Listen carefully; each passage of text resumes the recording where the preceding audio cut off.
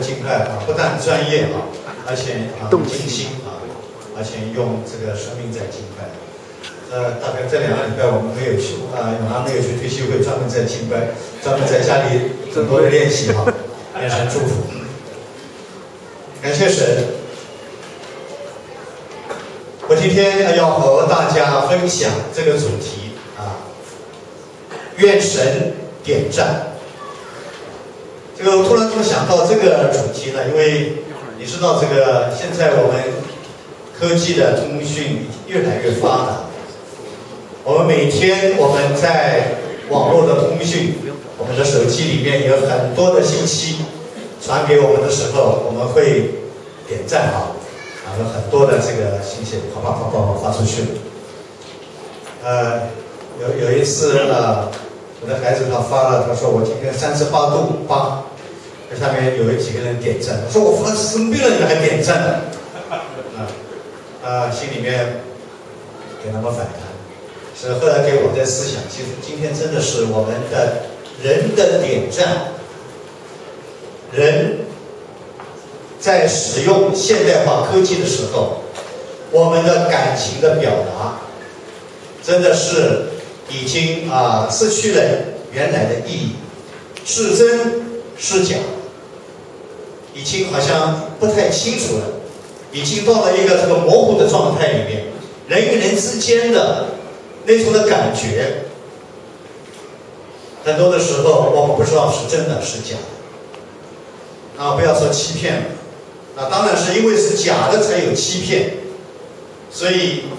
我们想现代化科技带给我们方便，但是也带给我们许多的困扰，甚至我们没有办法辨别。这是我想到今天在这个世上，就像保罗说的，无论人如何看我们容耻，无论是我们其貌不扬，还是我们言语粗俗，别人没有办法的认同，但是我们今天在神的面前，我们却是得神的荣耀的遮盖。那换句话说，用我们现在说，神点赞我们，是我们生命的荣耀，是我们一生的价值。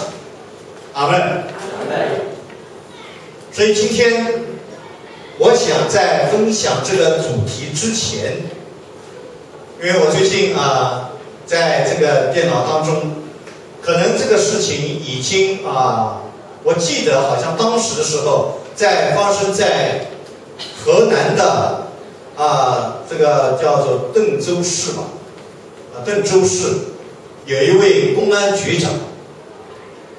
叫任长霞的。我不知道我们中间有河南的，你知道这个邓州市的一位公安局长叫任长霞的吗？不知道吧？知道。当时这个他的追思礼拜，他的追悼会成为万人空巷，14万人拥向街头，为这一位的邓州市的公安局长，女的我给大家看一下这幅照片。那他的形象应该在这里穿的那个警官服，其实年龄才40岁，那是当他成为河南市这个邓州市的那一个的公安局长的时候，他的妈妈一再跟他说，你是女孩子，你怎么能到那么危险的地方干这种工作？你不要去了。他的爸爸在边上一直没有讲话，所以他的女儿也就是任长霞，任务的任长霞。他呢，因为妈妈讲话，他就没有回应。那么不知道要去还是不去，所以妈妈讲话很重要，对不对？对他讲话影响力很大，所以他那时候纠结。这个时候关键的时候，他爸爸说：“长霞，你去，这个河南这个地方需要人去主持正义，你要为百姓说话，你去。”所以那个任长霞当时他们在家里面是围着那个火在烧的时候，他站起来以后，突然感到他的爸爸支持他。那么从此之后，现在如果你们上网去点啊“任长霞”这3个字，你们就可以看到最近拍连续剧，影响力很大。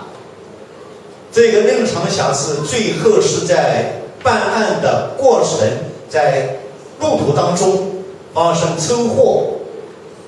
啊，那么叫做因公啊这个殉职嘛。那么究竟是因公殉职还是被暗杀？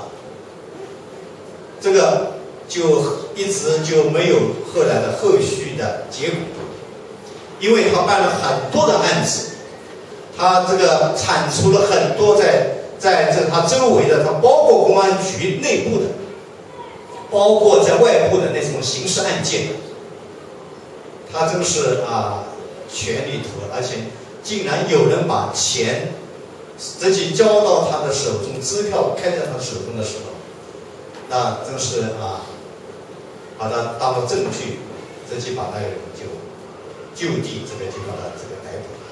那他真的是非常厉害。如果他的无论是他的这个的形象，无论是他的这个工作的那个能力和他当公安局长，他没有2下子也不行，他的功夫也还可以的。要不然没有功夫，他这种公安局长都是通过这个训练的，所以面对这种处境环境里面，这群歹徒来这个搏斗的时候，他也有2下子。另外，他还有这个正义感。那么最后，因为办案的回家的路上，回公安局的路上殉职。你们看一看我今天不想占用大家，因为这个不要把它当成一个主题来讲，因为这个国家太需要。因为你看那么多人，14万的整个的这个河南的这个地级市，基本上都涌向了这个大街，来为这个任长霞的追思礼拜，他的送行。有一个老太太，这个当天就嚎啕大哭：“长霞这个你怎么走了？”一个老太太哭得很厉害。整个公安局那些人是很严肃的，那些人在他的追思上那些男子那些警官都舍不得这位局长。那我当时看到了这个场景之后，我在想，这个在中国，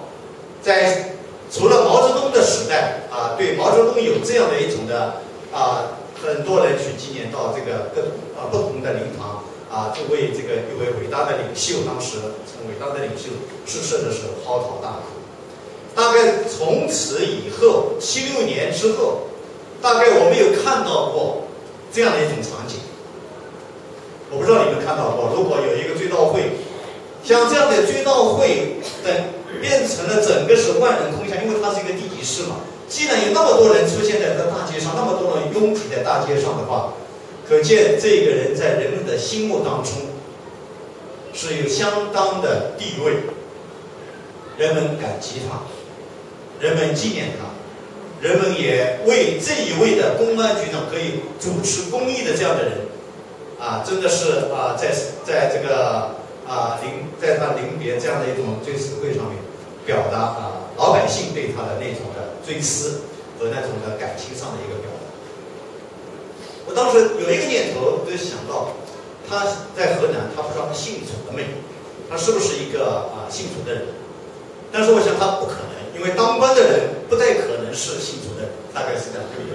对不对？当公安局长里还是一个基督徒，不太可能。但是他心里面，他有没有一点来自上帝对他生命里面的那种正义，对于一个人性当中那种的良善，在他的里面，于是影响到他的工作，于是他在这个工作的那样的一个环境里面，好像有神的公义、神的良善在他的里面，不然他不能做出让那么多人来为他这个送在葬礼当中来一起送他。从感情上大家不舍得他离开，因为他毕竟太年轻，才40岁，真的也不容易啊。如果他继续再下去的话，40岁他前途也是无量的一个。所以我在这里想，他不是一个基督徒，但是他所表现的是让人们去称赞他，甚至怀念他。我想到这里的时候，他的良善在上帝面前会不会被点赞？我思想这个问题。当然，上帝的主权我们不知道，但是我更思想的一个问题是，今天世人怎么样的对我们的评价、点赞，或者说有多少人今后在你离开这个世界的时候，或者是在你的葬礼的追思礼拜上的出席。我个人觉得，对于基督徒来说，它不是最重要的。我想到很多的宣教士，很多的为主摆上那些默默无闻的人，他们怎么会出现这种场面？那么这样一种场面，对于一个基督徒来说，我不认为是最重要的。但是要紧的有一点，这是我很清楚，就是你这一生，你走到头，就像保罗说的，我要得神的荣耀，是主耶稣的荣耀在我生命当中的一个覆盖，他的荣耀在我生命当中的一个彰显，这非常重要。于是我提到这里，我要请问弟兄姐妹，你有没有看在圣经当中有多少位的人物的记载当中是被神所点赞的？你这个是马上脑力激荡，你想一想，你印象中最深的，也就是圣经里面对这个人的一个评价。想一想，亚伯拉罕他是一个信心之父，当然好，我们看下面那么来看一看有几个人大家很熟悉的，你不可能一一点赞那么来看一看，摩西是一个极其谦卑的人，对吧？亚伯拉罕是一个信心之父，他是一个愿意被神所用的一个人，对。那么你看一看约瑟，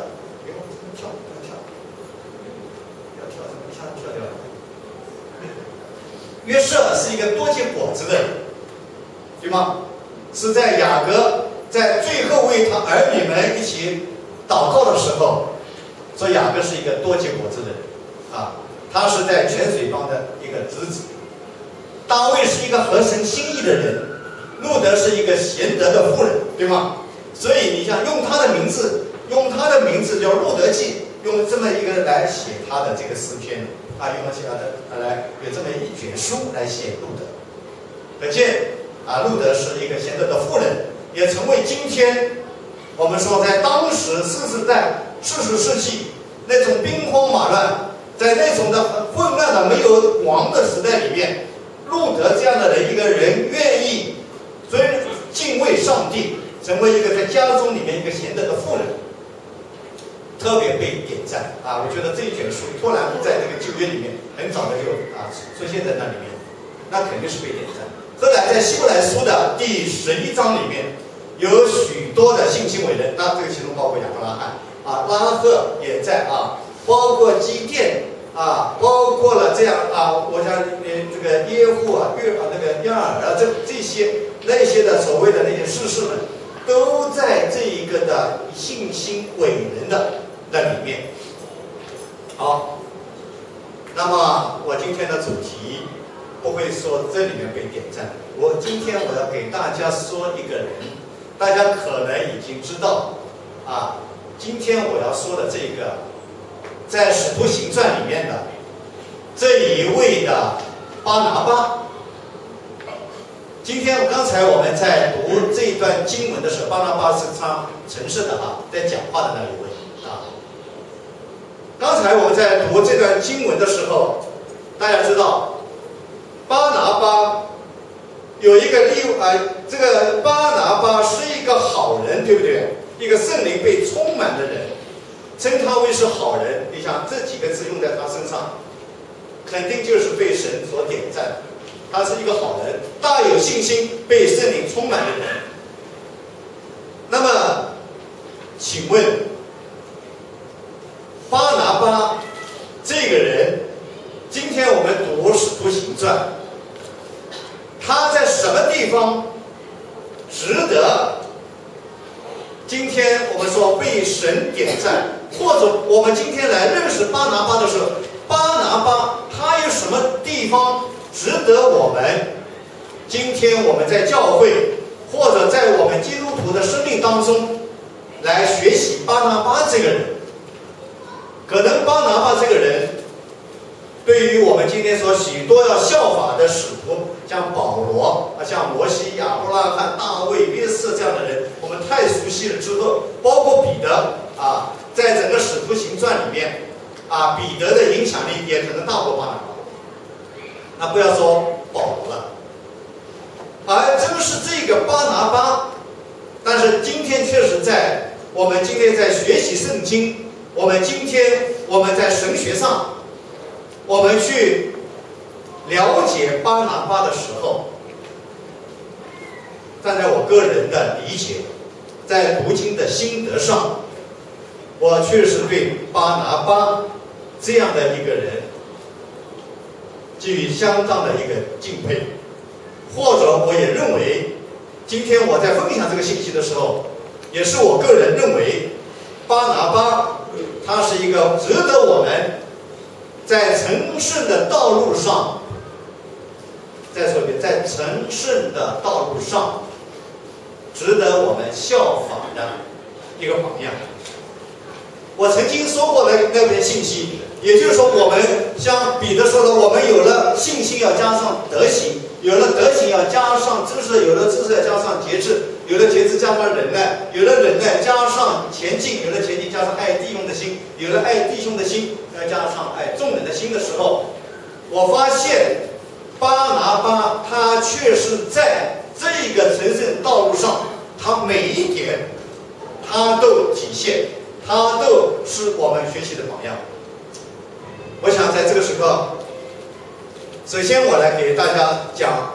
巴拿巴这个人在信德上的一个品格。我们看这一段的经文他的信心与德行这两个方面，我们来注意看有一个人叫利未人，生在塞浦路斯，名叫约瑟，使徒称他为巴拿巴，就是劝慰子。他有田地也卖了，把银价拿来放在使徒的脚前。使徒行传第4章的36、37节，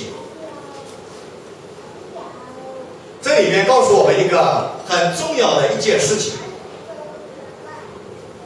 巴拿巴的不是他的原名，他的原名叫约瑟，对吗？谁还记得巴拿巴叫约瑟的？如果我们不读这节经文，没有人会想起巴拿巴他是利未人，他的原名叫约瑟。这是新约当中的约瑟，和另外一个跟玛利亚的约瑟又是另外一位。这一位的约瑟在使徒行传里面真的是很了不起。了不起在哪个地方呢？因为他成为一个劝慰子，你知道翻译过来，巴拿巴就是劝慰子，就是这个人很能够做调解的人，这个人很能做一个和睦的人。亲爱的弟兄姐妹，大家知道，和睦的人，与人和睦的人有福了，怎么样？他们必称为神的儿子。你想这个人有没有德行啊？他的德行就得在他以他的原名被人忘记，他却是成为一个劝慰子，被人尊崇。你想想因为他是一个和睦的人，他是一个专门做一个调解人，把一个调解的这个的笔名巴拿巴劝慰子这个名却被大家所认识、所记得，可见这个人的德行被大家所公认，对吗？他的原名约瑟却被别人忘记，巴拿巴。那么更重要的一点在哪里呢？更重要的一点是，你们接下来看，他有信心，他有德行，包括了他愿意信心与行为的一个合一。他把田地卖了，把价银拿来放在使徒的脚前。他成为一个奉献，他愿意把金钱来奉献出来，他愿意再把他的所有的田地卖了以后，把价银去拿来放在使徒的脚前。这里面没有说是1/10%，还是2%，还是100%，没有，他说把价银拿来，我们不管他是多少。但是他把田地卖的一部分，有可能这里面没有说全部，但是我想这里面超过1/10，我想这是肯定的。他愿意捐出来，那么我想在这个地方，我们不是说奉献金钱就意味着他的德行，而是他的那个的心态，是这一个的心态，他愿意奉献的心智，在德行上与他的信心的一个回应，这是一个非常重要的一个方面。也就是他在金钱与上帝面前的这个位置，他摆正。他为什么要把这个价银拿到使徒的面前？就是为了扩张教会，为教会在起初教会的建立凡物公用奠基了一个基金。那么我想这个地方它不是金钱奉献多少，而是他的心智与神的关系上，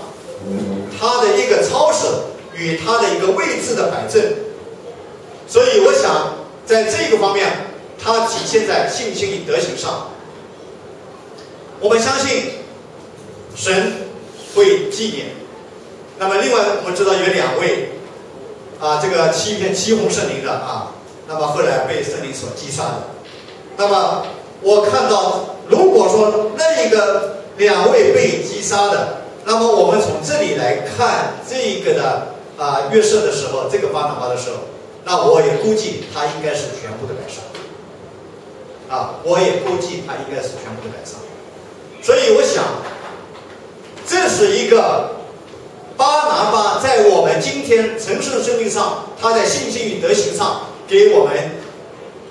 一个美好的榜样。感谢上帝！我想我们这一次的退休会，我也感恩我们有弟兄姐妹有爱心的奉献。我们的 T 恤2箱从中国来的这个是我在这里接着讲到，我就顺便提一下是爱心的奉献。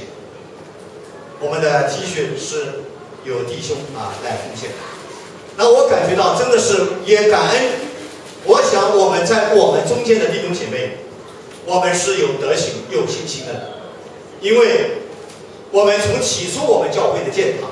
一直到我们今天百胜教会走到今天，我们库中有粮，这是弟兄姐妹的信心与德行的这样的一种的操守，也是成圣道路上信心与行为的那样的一种结合。我深信我们未来如果说教会未来的发展过程当中，我们有可能就像所罗巴伯和尼希米带领以色列子民建立的圣殿的时候，大家是同心合意，有力出力，有钱出钱的这种的景象，也是回应，是我们成圣道路上的那一个一步，那一个旅程。好，巴拿巴在这个方面大家清楚了。那么巴拿巴在第2个方面，这里有一张照片是当时以色列人他们的奉献的时候，都是拿放在使徒脚前，都是这样奉献。这是在旧约的时候也是这样子的。所以我想他是利未人。刚才有一句话大家听，利未人知道怎么奉献，有1/10奉献给利未人，而利未人这种的奉献，今天到使徒时代，到了这个新约时代，一个利未人是一个传承，他的奉献也是一个利未人的以色列子民的一个传承。所以从这里面可以看到，巴拿巴他是一个在成圣道路上是一个操守，是一个德行啊，有这样的一种的操守的人。巴拿巴在他的为什么我说他能够带着他的表弟马可一起去宣教？我想在他一个叔叔他的表弟带领这个马可一起在侍奉道路上一起走，而且马可当时是一个相当年轻人。这个马可他在这个宣教的旅程当中是一个心智不是坚刚强、比较软弱的人，而巴拿巴是择意的带领。等一下我们再看后面，因为巴拿巴带领马可的过程当中，马可却是在忠于他们宣教的这个事工当中犯过小错，甚至逃离过，而巴拿巴却是执意的、愿意的能够带领着这个马可。我觉得这个表哥他真是一个很会劝人、很会带人的。这个是在他的德行上面的。那么接下来我们要看第二个方面，他渴慕知识。我们说巴拿巴渴慕知识，我们刚才读的这段经文刚才就是我们读的这段经文。那么这段的经文，它不但是在渴慕知识上面，它其实也在里面涵盖了很深的另外有几层意思在里面。但是我只把这一段的经文把它归纳为巴拿巴，他是一个渴慕知识的人。从哪里面我们可以看到这个方面呢？因为我想今天的教会若不是巴拿巴跟保罗他们一起去宣教，把福音传给外邦人的话，今天大概是今天的教会历史将要重写。而巴拿巴这个人，他是一个好人，你看被圣灵充满，大有信心。那么我们刚才讲第一个问题的时候，说他信心，他是大有信心。那么加上他的德行，那么怎么体现他有知识呢？你看，于是有许多人归服了主以后，他又往大树去找扫罗，找着了就带他到安提亚去，也就是他在安提亚建立的教会的时候，把保罗找到安提亚教会，对吗？那么怎么样呢？他找保罗的目的很清楚，找目的就是一起来装备训练之后一起宣教，教训许多人。他们足有1年的功夫和教会一同聚集，教训了许多人。我们看，这是这1年出门之前，用1年的时间预备，也就是一起用1年的功夫和教会一同聚集，教训许多人。先在栽培一些人，然后装备一些人，包括装备保罗。因为保罗当时被大马士被神所这个得着之后，他回到大树去了，所以在上帝的命定当中，接着保罗到大树把保罗找回来。所以从这个地方我们可以看到，是巴拿巴带着保罗在大树安提亚教会一起聚集，有1年的时间。所以青出于蓝胜于蓝，长江后浪推前浪。这里面保罗是后来在整个宣教的路上担任了主角，巴拿巴隐退到后面去。但是巴拿巴却在这个时刻，他却教训1年的时间，看到他在用人，看到他在装备，看到他在整个的知识上面的装备跟渴求上面，巴拿巴很清楚。所以在这个地方，也给我们今天的弟兄姐妹，给我们的长辈也好，未来你在教会里面，你有过一段时间的训练也好，或者你已经成为一个有资深的一个基督徒也好，你有没有这样的像巴拿巴这样的这种愿望？你将来去带领一些人，花一点时间和你周围需要的人一起的装备，一起的渴慕圣经的知识，带领他，陪同他，引导他，甚至你也成为在他身上花很多的时间，一起来装备聚集，用这样一段时间来带领，他也成为门徒，使我们的信仰死守在神的道上。我们直到见主的面的时候，我们都不失脚。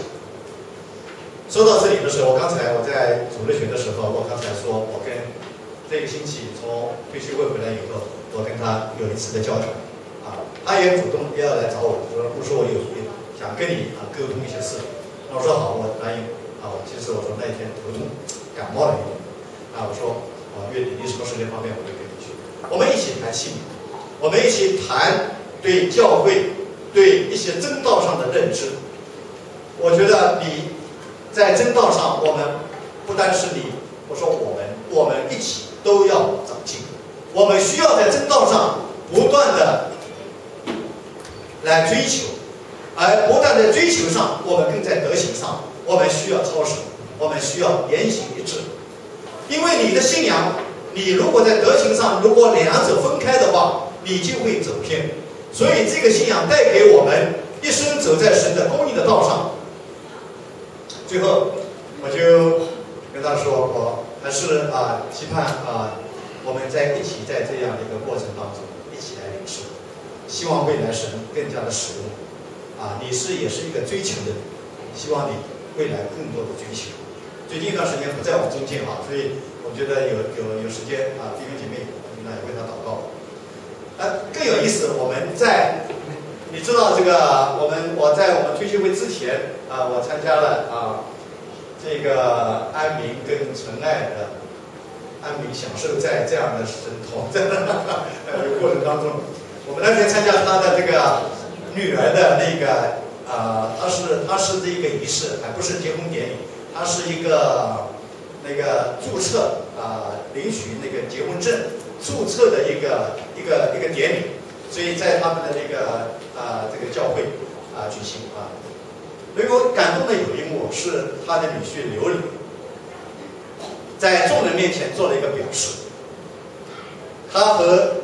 这个安民的女儿结为应该从法律上那一天已经成为夫妻了，对不对？法律上如果已经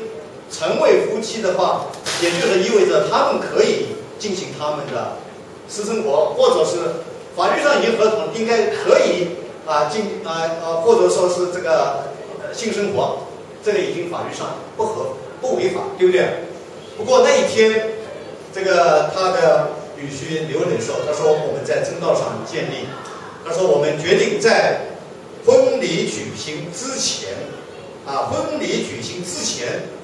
也就是说正式的在众人面前宣告，他说我们今天做一个，因为为了买房子，我们举行一个注册礼，但是不算在众人面前的一个见证，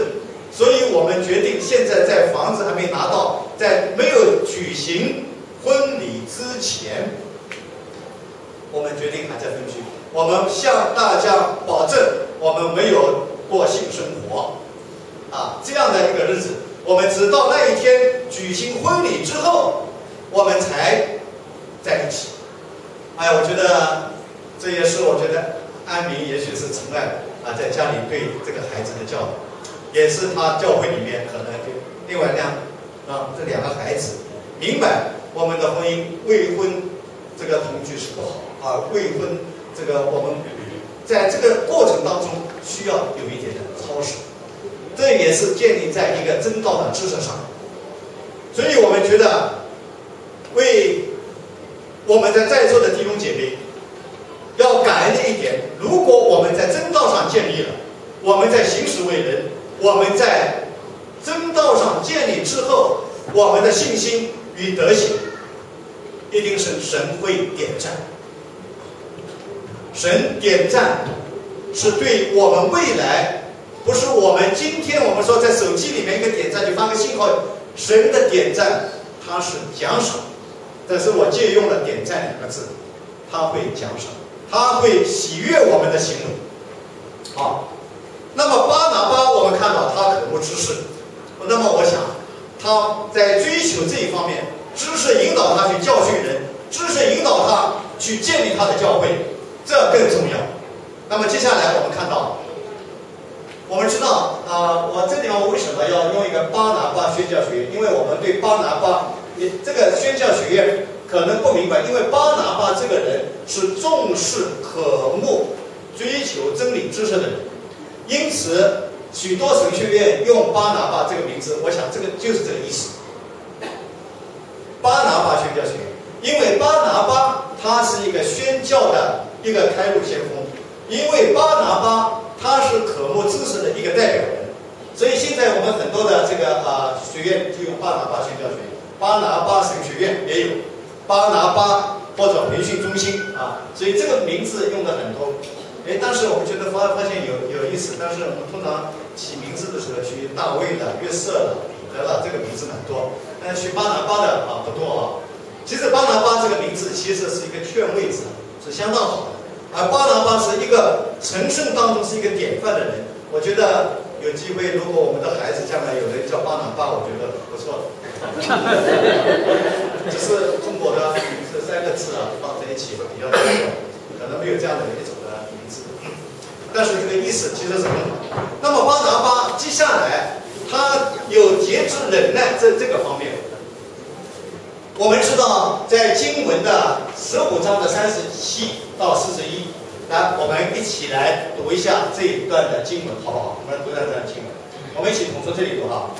巴拿巴有意要带兄夫马可的约翰同去，但保罗因为马可从前在庞菲利亚离开他们，不和他们同工，就以为不可带他去，于是2人起了争论，甚至彼此分开。巴拿巴带着马可坐船往居留路去，保罗拣选了希拉也去，闻弟兄们把他交于主的恩中，他就走遍叙利亚、基利家，兼顾众教会。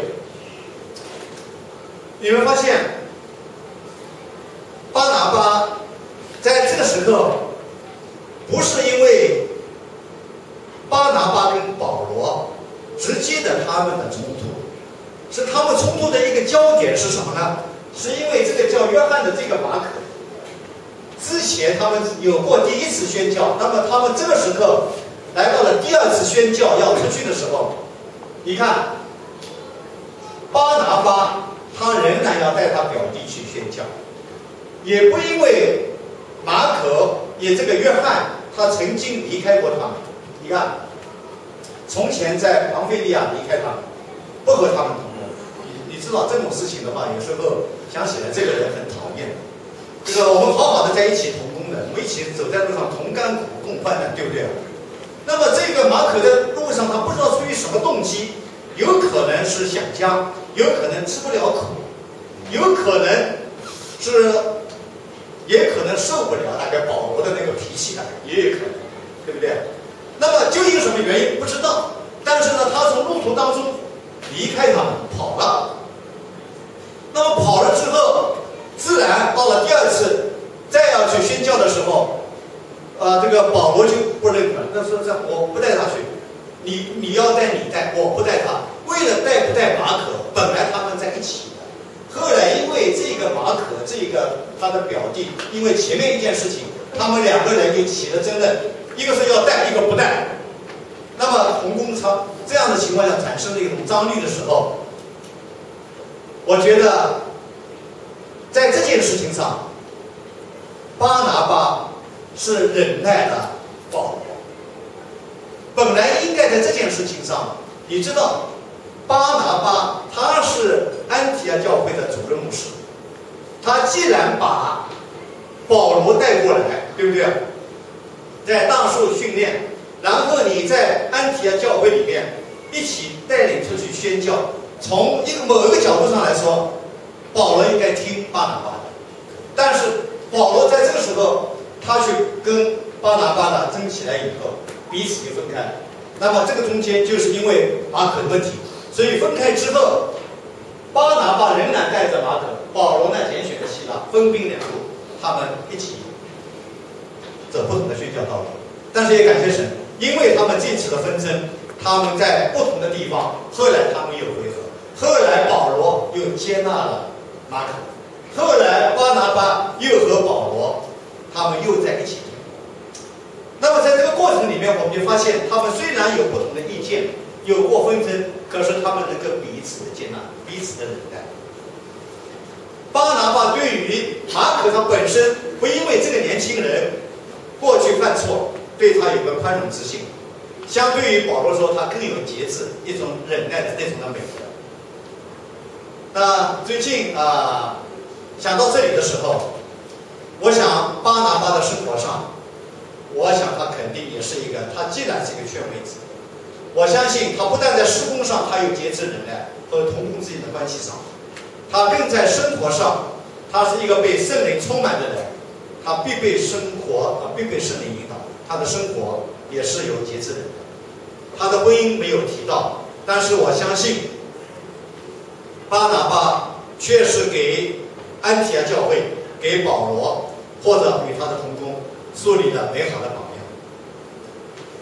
最近我看到这个韩国的总统这个你知道现在韩国女总统是朴槿惠这里面一幅照片，他们因为吵架了，两个人后来就分开了这幅画是为了起争论分开。那么你看这个，在整个的巴拿巴的这个整个的周围的环境里面，我们可以看到，这个是后辈他的表弟，他的同工是保罗西面和那个路求马念使徒们。那他面对的影响力关系，耶经教会、安提阿教会、庞菲利亚、居比利皮西底，所以他也有子女巴耶稣他的长辈是这个玛利亚他是因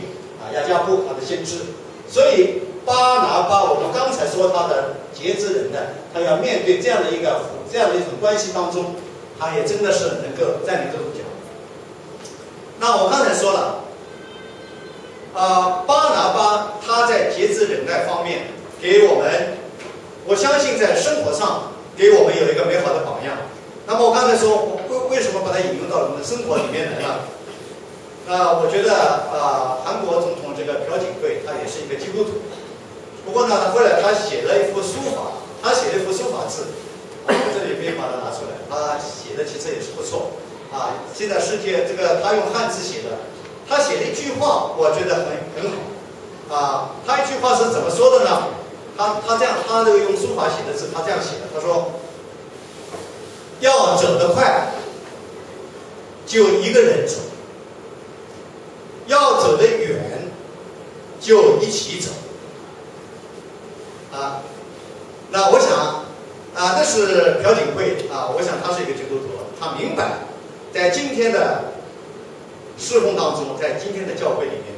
他讲述一个道理，你想一个人按照你自己的个性、你的脾气，你想走得快一点，你一个人走很容易，你就走了，你按你自己的个性，按你自己的喜好你就走了。但是你要走得远，就是你不能因为你快走得远，你要走得远需要一起走。意思说，如果当一个人发脾气，生活上不节制、不忍耐的话，也就是说你可以独来独往，你可以决定马上一件事情的做，但是你的快没有结果。那反过来说，一起走，走得远，走到上帝面前，走到永恒的里面，你就有结果。大雁总是集体飞的，不能单飞。今天我们在教会的团契生活也是这样，我们的团契生活是要大家彼此搭配，彼此个人的节制，加上我们容纳别人，是一种的节制与忍耐的结合，使我们团契生活里面可以走得远的那个成圣的那个生命的果子。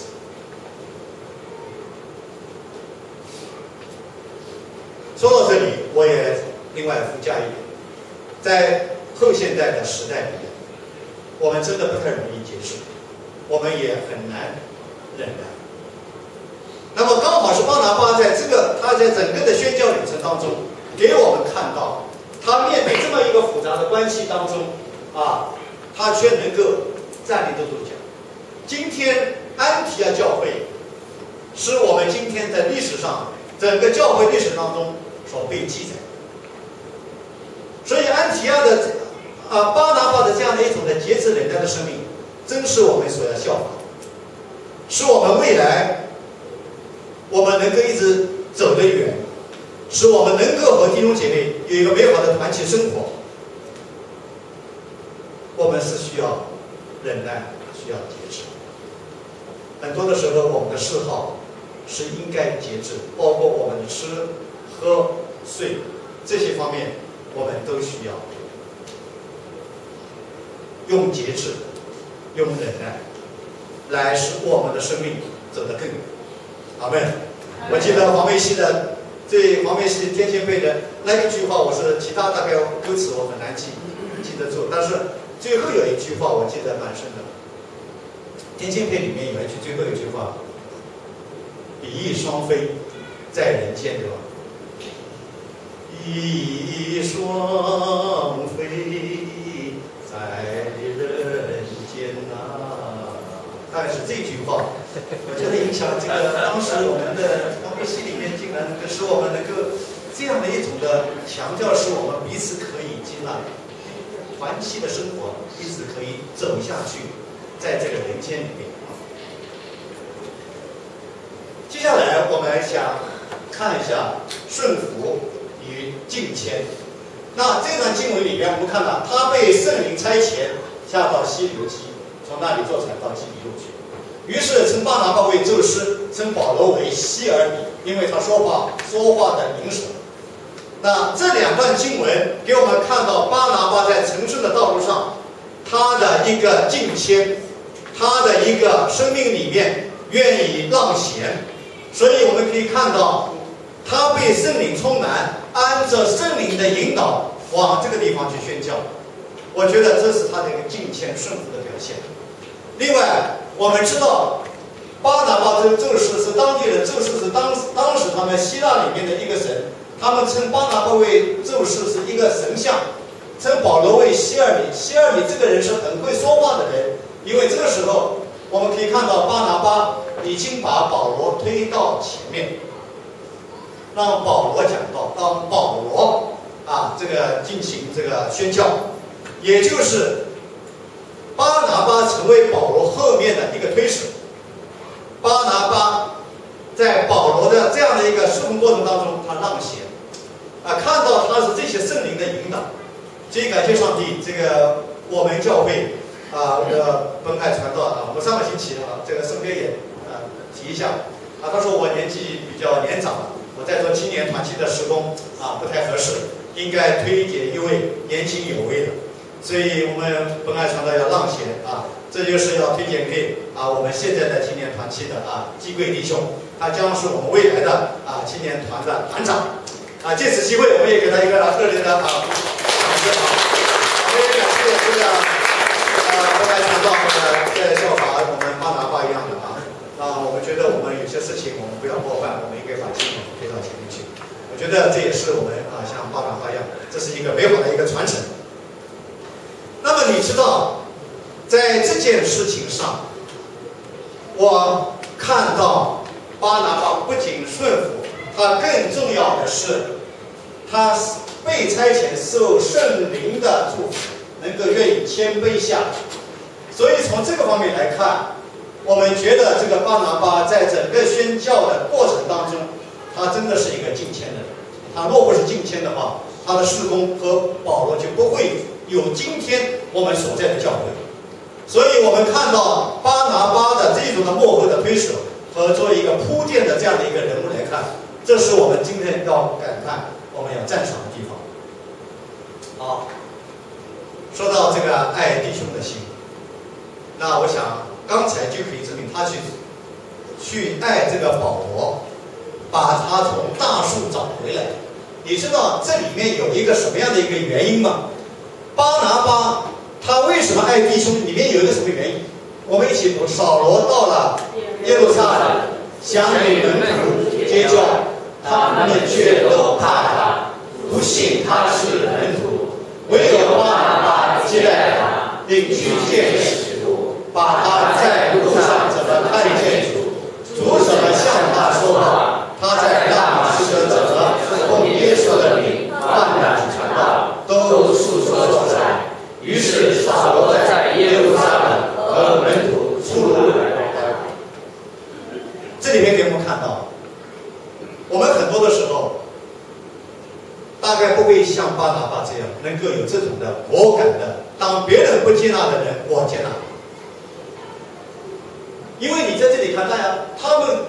扫罗到了耶路撒冷，很多人都怕他，对不对啊？干嘛怕他？他曾经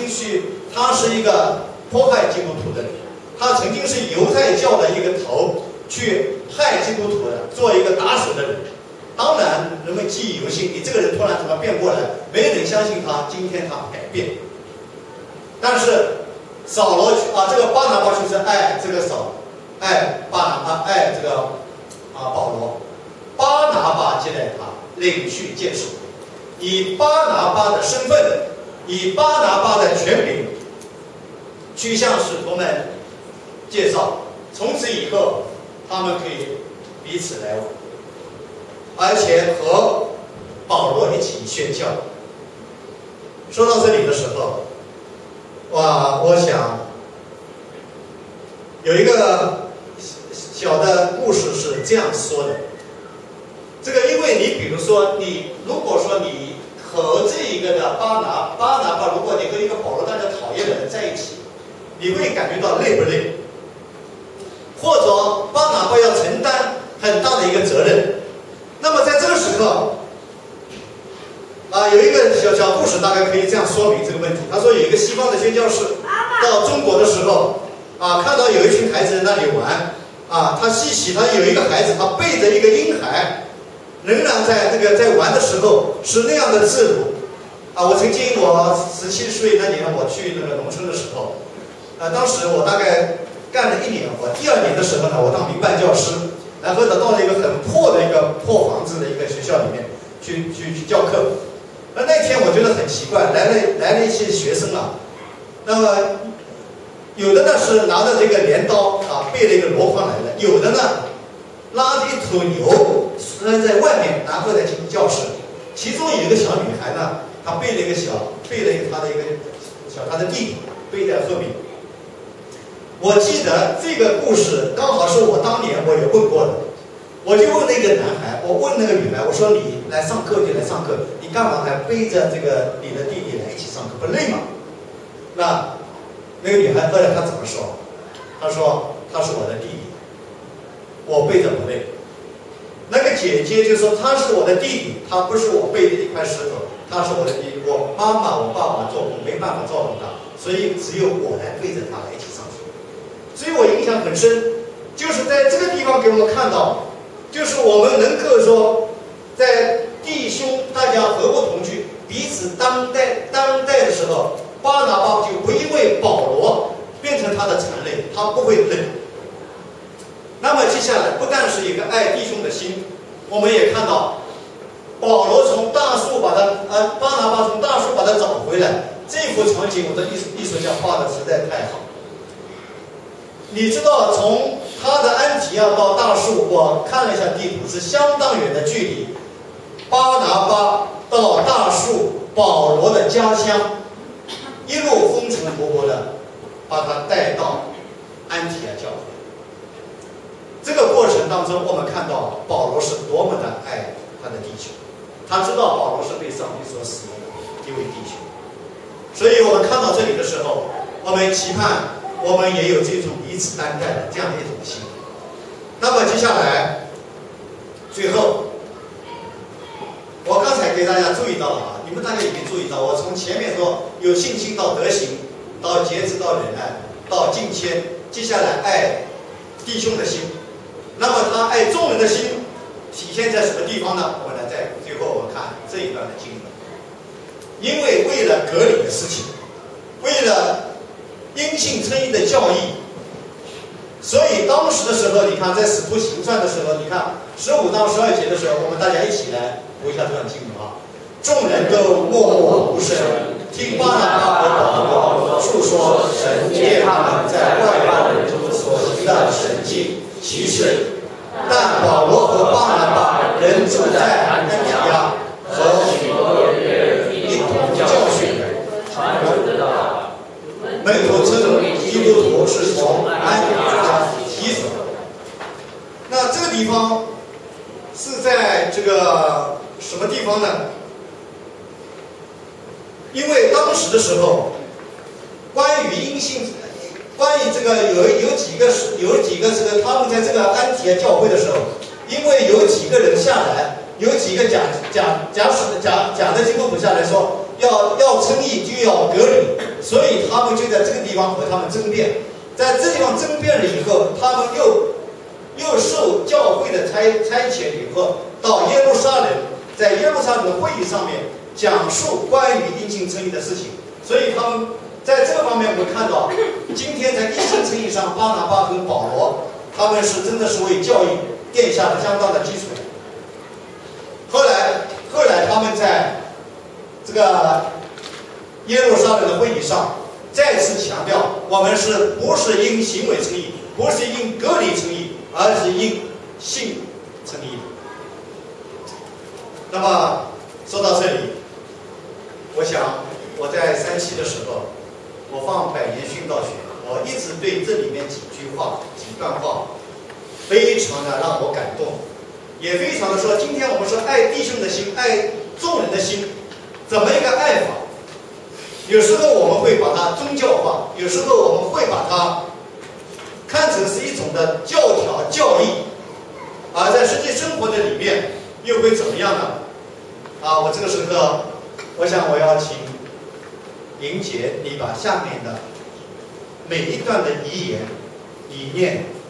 用你理解的声音，你把它念给大家听一下，好不好？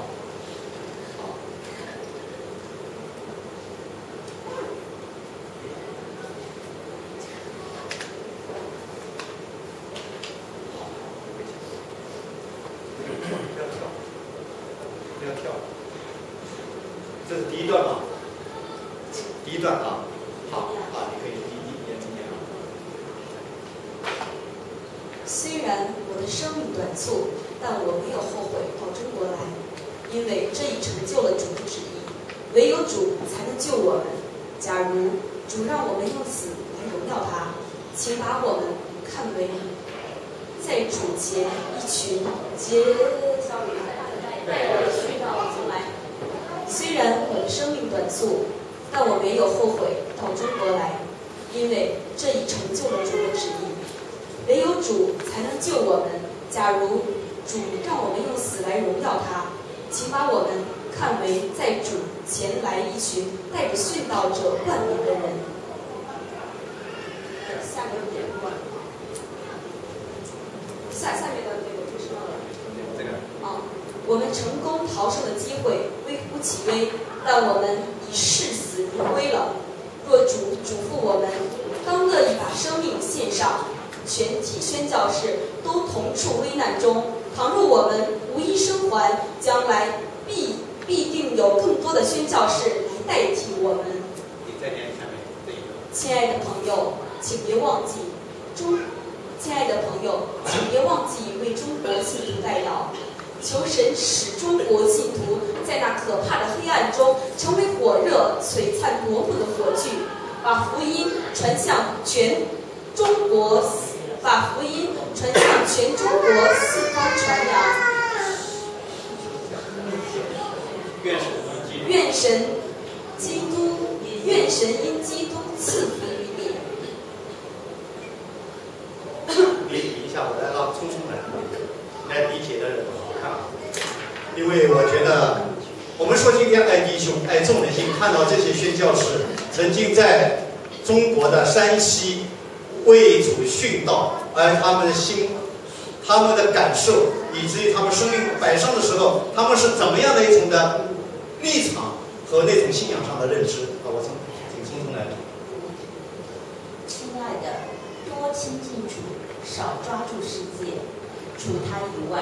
再无别处可以寻得那出人意外的平安了。我很想给每一位写信，但力不从心。这一刻，我急需要保持平静安稳。我没有后悔到中国来，唯一遗憾的是，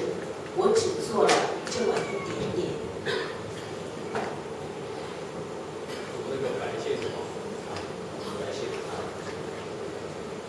要信靠神，他绝不误事，他的作为全然美好。按圣经的应许，主必解救他的仆人脱离恶人的手。然而，这解救可能是通过死亡来进行。他亲手迎接的不再是那必朽坏的躯体，而是那不朽的荣耀的灵。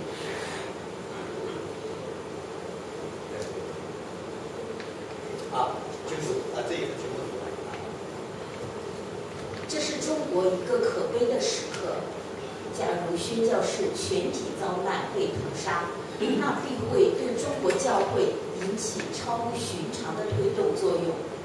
如果神用这种方式打开中国传福音的大门，那我们肯定要预备好为福音殉道。我们当中没有一个人想死，但每一个人都愿意说：“愿你的旨意成就。”这里面有一个这个女孩子啊，才32岁，你就读她的白线。我知道经历这场灾难以后，中国会不再一样。教会的根基是用血铺成的。为了所有的挚爱亲朋和中国广大仍未归主的人们，我真愿意留下来继续侍奉。有一个孩子。父母亲带他去的。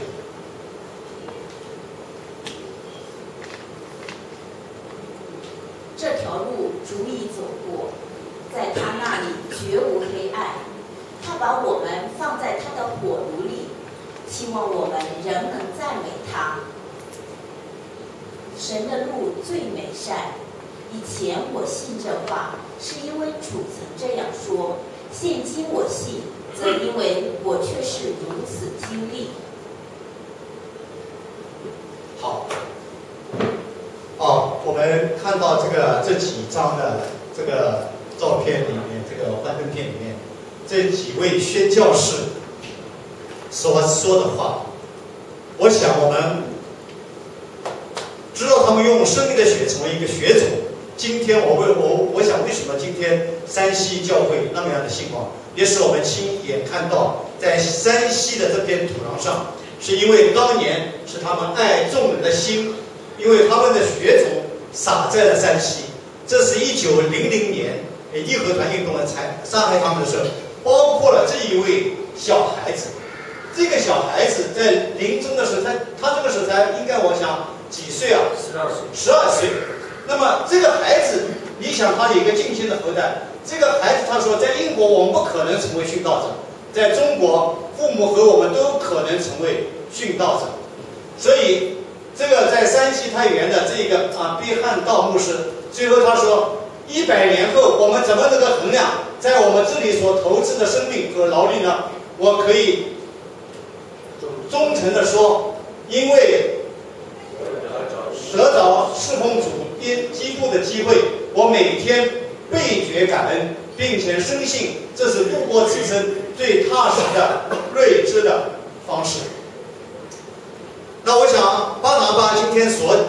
有的他的爱弟兄的心，我想是传承给了这些宣教士，后来到中国，用他们的生命来回应当年巴拿巴他们宣教的时候爱众人的心在他们生命当中展现。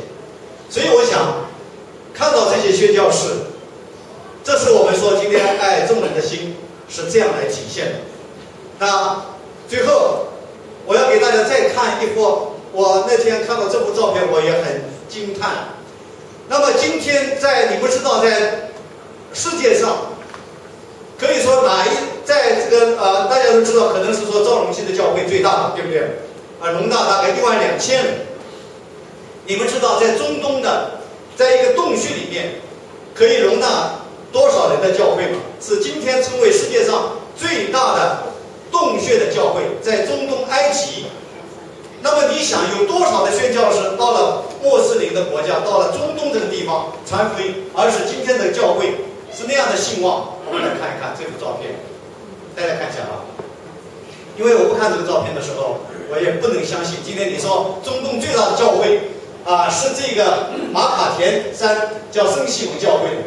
你们看看，这个教会是建在一个洞穴里面的，而每次的这一场的聚会是2万人，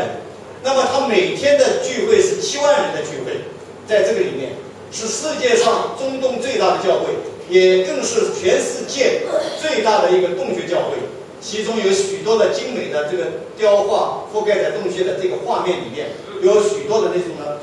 这个精美的这个雕塑和艺术的画在这个洞穴上。我们真的是感恩。我们说，因为今天的教会跟历史是有传承的，是因为这个巴拿巴他们当时跟保罗有一个爱弟兄的心和爱众人的心，直到我们今天我们看到教会的发展以及教会历史的这样的推进，以及就是我们今天百胜教会在这个地方的建立。我们不能说跟这个历史和这个教会的发展跟巴拿巴、保罗他们当时爱众人的心是没有关系的。所以我们感谢上帝，对于我们今天中国人来说，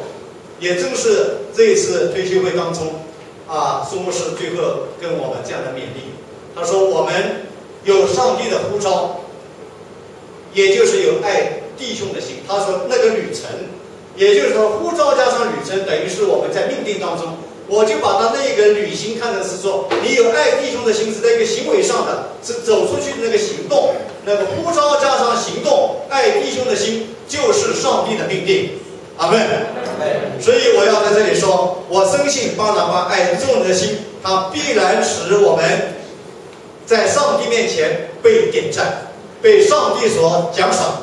感谢上帝。最后我想巴拿巴他为什么成为一个我们今天所有的效法的？不仅他像保罗那样看淡物质，活出基督，侍奉尽兴，更有一个国度的精神。那么在成圣的道路上，他从信心、德行、知识、节制、忍耐，一直到敬谦、爱弟兄、爱众人的心，都在巴拿巴身上所彰显。所以愿巴拿巴在我们成长生命的道路上成为一个榜样，也让我们效法基督的时候，我们也看到一个真实的巴拿巴这样的一个使徒人物，在我们生命当中